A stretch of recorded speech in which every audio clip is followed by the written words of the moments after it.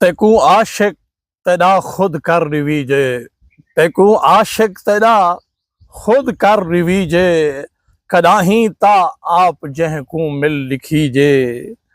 कोई उभरे शेर रूह दे तूर कोलू, कोई तो रेज तेरे ना करीजे।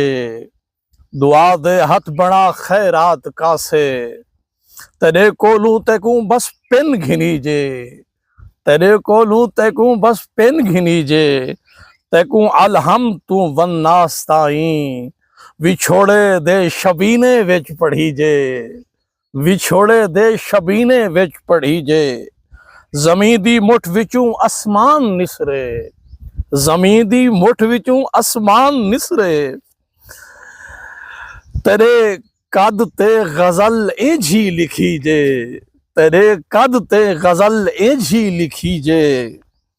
जिरा संगती बनन सरदार चाहे, उकू संगती किवें संगती बनी जे।